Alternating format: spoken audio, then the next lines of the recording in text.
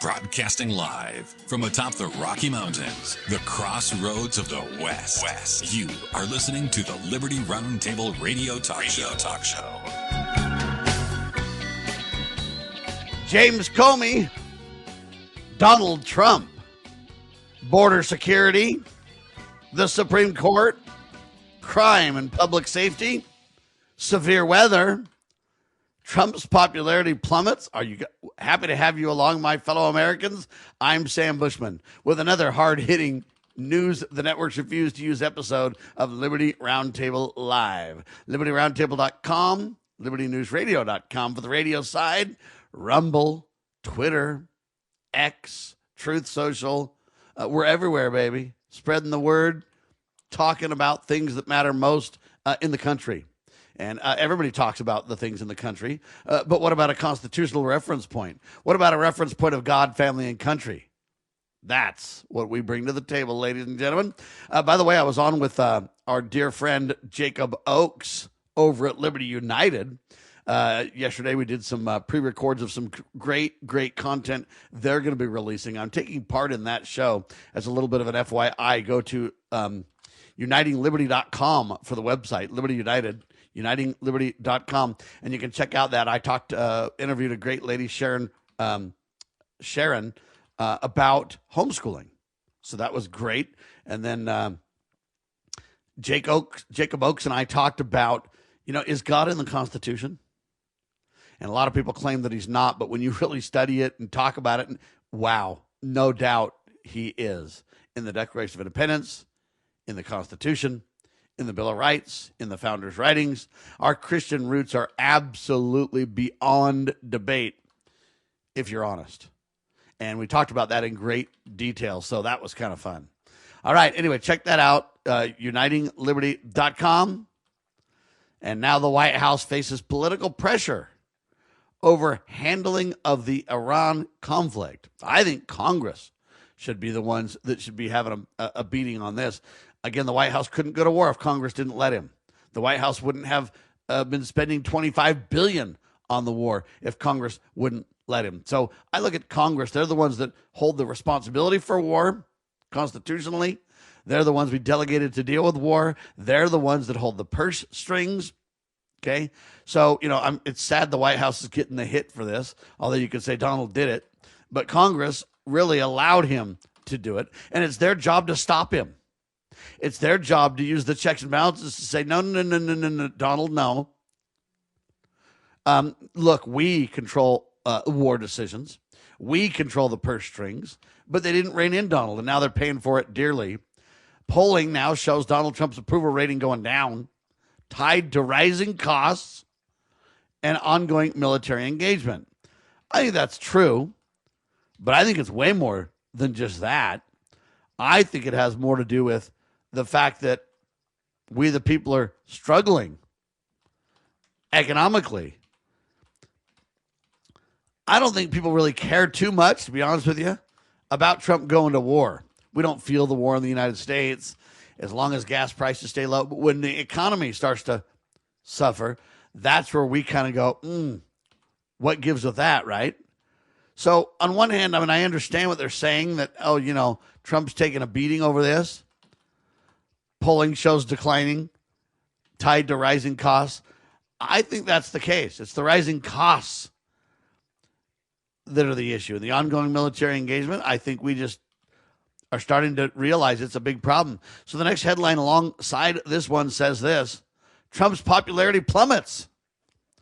34% approval rating. Americans sound off on the Donald amid economic turmoil and conflict. You could say it's the same headline. And it is, but I would say that it's different news services reporting differently. Some of them take polls. Some of them just make a claim. Some of them, right? But President Trump's approval rating has dropped to 34%. It's lowest this term. It's the latest Reuters, what do they call this thing? Ipsos poll that's got this. Now, you can debate whether you think Reuters is legitimate or not, But in America, we've allowed them to become a, quote, reputable news service. Everybody depends on them.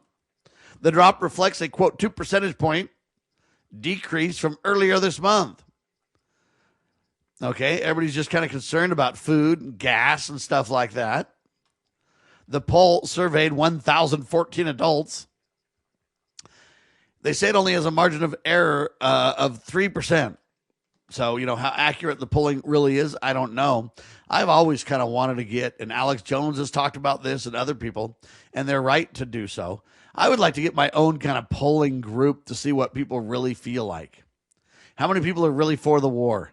How many people are against the war? How many people are really worried about the economy versus whatever? What is Trump's real approval rating? And, I've never been a 100% Trump supporter. I never voted for him, but I've liked a lot of things that President Donald Trump has done. But there's more and more things that I don't like that he's doing. And there's more and more things that he did that, in my opinion, he's not doing now. Okay? So, for example, he was really pro-life when he was trying to get elected. Now, I don't see a whole lot of pro-life action. In fact, I see Republicans in the midterms trying to back away from the pro-life issue, a huge, gargantuan mistake. That's my opinion, to which I'm entitled.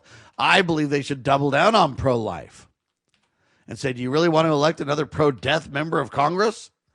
Do you really want to do that? But instead of that, highlighting issues that matter to the American people, it's the economy stupid, affordability's king. That's what the Democrats are focused on, affordability. They got a new plan rolling out for that alone. Well, the Republicans are just holding on to power going, well, you can't get the bad guys in. I know we haven't done anything, but the bad guys would be worse. And at least we didn't harm you like the other guys. We lowered taxes and we didn't harm you. That's their pitch. The Democrats are saying, yeah, but affordability matters. Everybody's sparring about the war. But listen, the headline says this: redistricting battles intensify across multiple states. States move quickly to redraw congressional maps following the Supreme Court ruling. So the Supreme Court's like, hey, you can redraw the maps. Can I be rude for a minute, folks? Can I be in your face and blunt? Can I be bold? Can I be direct? Can I tell you the truth? You've got two gangs warring over turf. One gang's called the Republican Party. The other gang's called the Democratic Party. They're criminal enterprises because they create election tampering. They claim that they have legitimacy, but they're not government. They're private entities. Just think about it logically, folks. What gives their private entity greater stature, greater pull the lever in their favor over me? What about the Sam Bushman Party? I'm a party of one, and I vote independent, and I vote for the guy that I believe will stand for my principles. I vote for the person that I believe will do my bidding. I mean, I'm the lobbyist of one. What do I want to lobby for? Obeying the Constitution, reducing debt, staying in the lane you're assigned, delegated. So if you're Congress, legislative, if you're judicial, the judgeship, if you will, the courts. If you're the executive, hey, the executive. If you're the states, then you got your state responsibilities and your state constitutions. If you're general or federal, if you will, then you got a limited scope constitutionally. See, I'm for all those things. And so I'm a lobby of one. I'm by myself. Now, the party of Sam Bushman, why don't I have a special treatment? Why don't I get government handout funding, special privilege money? Why is their group, the Republican or the Democrat group, more important, more special privileges than my situation? Can you give me any reason that's the case, except for favoritism? They pull the lever of government in their favor, the few at the expense of the many. And so now you got these two gangs battling for war turf, and they're redistricting across the country. And every time a redistricting happens that they don't like, they cry foul. Gerrymander is what they call it. Poor Jerry, by the way, just saying. Anyway, so is it a Donald Mander? Is it a Biden Mander? See, why a Republican gerrymander or a Democrat? The other side always cries gerrymander. The side that wins always cries, now it's fair and honest. But what it means is they get greater seat in Congress.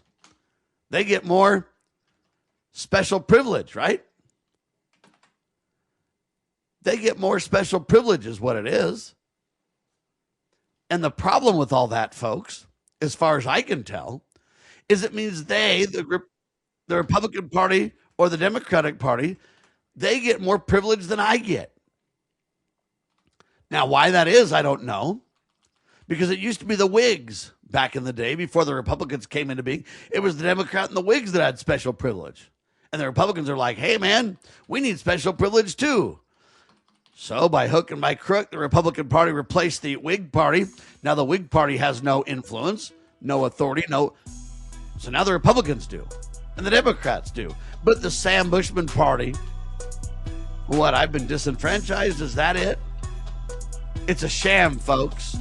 Gangs, Republican and Democrat, are having war turf battles before the elections. I call it election fraud. They call it redistricting. Hang tight. This is Liberty Roundtable Live. Are you watching what's happening in our country and asking, what can I do? Join the John Birch Society in Salt Lake City, June 6th, for a powerful one-day conference. The day includes a host of respected speakers, 2 meals, and meaningful connections. You'll gain clarity on the issues and walk away with practical steps you can take to your community. Reserve your seat today at jbs.org/SLC26. That's jbs.org/SLC26. As a parent, is receiving a faith-based, character-focused education for your children difficult to find? Do you believe that godly principles should be a central component in your child's education? Imagine a school where faith and integrity are at its center, where heritage and responsibility instill character. For over 40 years, American Heritage School has been educating both hearts and minds, bringing out academic excellence. This is the school where character and embracing the providence of a living God are fundamental, where students' national test scores average near the 90th percentile. With American Heritage School's advanced distance education program, distance is no longer an issue. With an accredited LDS-oriented curriculum from kindergarten through 12th grade, your children can attend from anywhere in the world. American Heritage School will prepare your child for more than a job. It will prepare them for life. To learn more, visit american-heritage.org. That's american-heritage.org.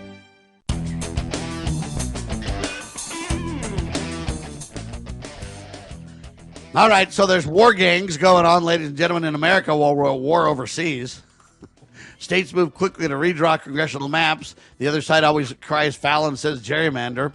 I'm saying the Sam Bushman Party, party of one, lobby of one. I don't have any seat at the table. They've disenfranchised me and given the Republicans and Democrats greater privilege over me. That's vote fraud. I bring this up and people's eyes glaze over. They can't follow me on this, but I'm an independent and I've been disenfranchised. I'm just Sam Bushman, party of one. See, I believe the party's over, folks. But anyway, states are moving quickly to redraw congressional maps. I don't know why we have the government drawing congressional maps anyway. What for? Just to give one gang privilege, more turf than the other gang? Is that what it's about? Meanwhile, former FBI Director James Comey faces, quote, new federal charges. And I don't mean to be rude to the Republicans on this, but it's a clown show. You guys claim everybody's the bad guy. Obama this, Comey that, so-and-so this, so-and-so that. And then when you really dig in, half the things you investigate, you spend a bunch of money investigating, and then you just simply say, hey, no harm, no foul, right? For example, the latest Fed guy, you're like, hey, this guy built this massive building. He shouldn't have done it. We're going to investigate. And then they come back and they go, we dropped the investigation. Then they're like, we got to get rid of this guy. And then Trump's like, no, I'm not going to fire him. It's too political, can't do it. And then he goes, oh, well, man, this guy's going to be gone. I'm going to get a new guy there. But then Powell's just like, I'm just going to sit on the board as the governor then. I'll be really quiet and behave as the governor because there's only one chairman. Clown show, folks. Now James Comey in the crosshairs, they claim again. Prosecutors charged Comey over a social media post interpreted as a threat against the president. Now, do you guys remember this thing? James Comey had some weird number, and he promoted this clown number, funny thing, and it was supposed to be funny, and it wasn't funny, and then the government got their undies in a bundle over it. It was just a big old scandal. And now, was it a wise thing for James Comey to do? Of course not. It was stupid. It was stupid. Okay. However, do you really think that James Comey is going to try to take out the president of the United States? I don't think so for 1 second, folks. He might be a bad guy. He might be a buffoon. He might be all the things. He might be a Democrat, which means he's involved in gerrymandering, etc. Right? Wrong. Okay, they're all involved in this gang war turf stuff. But nevertheless, at the end of the day, he was trying to do a funny, and it backfired because it was kind of violent in nature, take someone out or whatever else, and he didn't mean it to be so. And they investigated it back in the day and said it's no harm, no foul. Now, where does his free speech end and where does criminal activity begin is the real question. He had a social media post. Is that freedom of speech? What is that when that happens? Can he say or hint at things like that, like taking someone out? Yeah, because what does that mean? Take him out of office? Make him a lame duck? Impeach him? Or does it really mean, quote, assassination, quote? And I put that word in quotes because I'm not suggesting anything of the sort. I'm just making a point. Is that what it means? See, I don't think so. And to say so is a big stretch. I don't think the Republicans have a prayer on this one. And the reason I don't is, again, what if the tables were turned? Right? Donald says all kinds of things. When he said he was going to lock up Hillary, he's talked about literally beating people up in the audience that are disruptors at his events. Now, I'm not supporting any of that. I'm just saying, so how far do you take that? When is it, free speech versus when is it a violent threat versus... Anyway, so I don't think they'll do very well on this social media post. And even if you get it, what is it? You're just going to get him over his free speech? It kind of reminds me of getting Bill Clinton on a sex charge. Oh, my gosh, he was with Monica Lewinsky. We know for sure we got the DNA on the dress. Get him. And then they're like, no, we can't do that. We're just going to say he lied. Bust him for lying. He said, I know I didn't have sexual relationship with that woman, Monica Lewinsky. It's absolutely false. And then he said, I did. I absolutely did. So he lied. And then they caught him for lying, and that's all they did. And wow, there you go. But they didn't really bust him for any real activity or any real criminal actions. Same thing's happening here, right? Joe Biden, he used the auto pen. They investigated. Oh, my gosh, this is horrible. You can't do that. Then they came back and they went, it's fine. I mean, Joe might not have known what's going on, but that's beside the point. We're going to interview him and talk to him about it. But, I mean, how do you talk to a guy that doesn't know where he is? So we let that go. And then the auto pen's fine. And everything they investigate, we don't get into. Border security is a great thing. Donald Trump, that's one of his great, great, great wins, first term and second term. But now border security negotiations stall amid, quote, midterm political divisions. Are you surprised? Efforts to pass new immigration enforcement measures remain gridlocked in Washington. Can I ask a question? What doesn't remain gridlocked in Washington? I mean, the streets are gridlocked. Congress is gridlocked. The White House is gridlocked. I mean, it's insanity. Even the Supreme Court's gridlocked. People that are talking about it seem to be gridlocked. Go watch The View and some of these other clown shows. I mean, they're literally like Jerry Springer. They're so gridlocked, right? It's insanity, folks.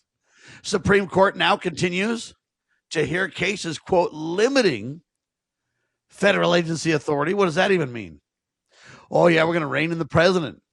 We're going to rein in Congress. We're going to rein in the court. Wait a minute, the court's reining in the courts? Not. Recent arguments focus on how much, quote, power. Listen to this. How much power unelected agencies should have in shaping regulation. You want my answer? Zero. None. Nada. They shouldn't have any power in, quote, shaping regulations. Okay? Congress needs to pass laws. Those laws need to be obeyed. If there's confusion on the law, the courts should interpret it. If the courts are confused, they should push it back to Congress. If the courts clearly can define it constitutionally, they should back it. If they have a constitutional problem, they should reject it. And this is really simple stuff, right? But we shouldn't have downstream unelected bureaucrat thugs shaping and controlling and manipulating regulation. What is that? The Chevron doctrine that said these agencies can make all these rules and do all these things, and now it just got overturned in 2024. We said, no, that's not happening. That shouldn't happen. Well, this really goes to that. Why are we already talking about it again at the Supreme Court? Answer, because the president's run amok. Congress is derelict in their duty, and the courts think they're gods. That's what we got going on in America. All right, crime and public safety discussions and new policies take center stage in major cities. What does that mean? Local governments debating strategy. Wow.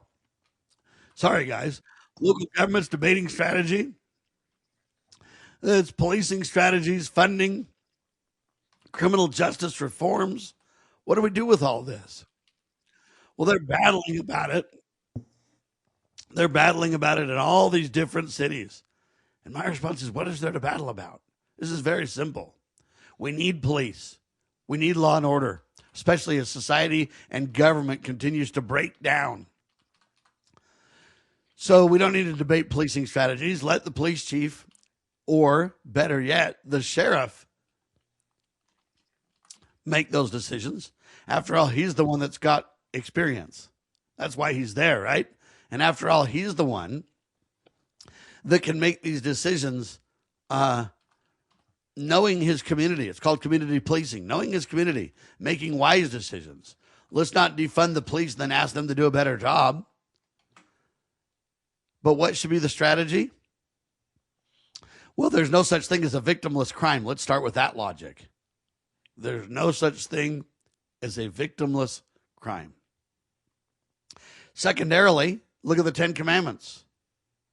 If you're obeying the 10 Commandments, I don't see how you can be committing a crime.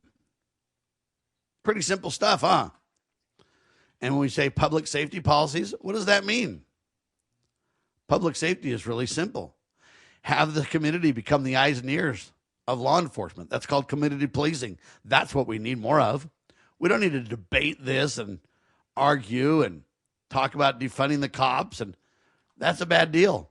Meanwhile, severe weather brings flooding and massive storm damage across multiple states.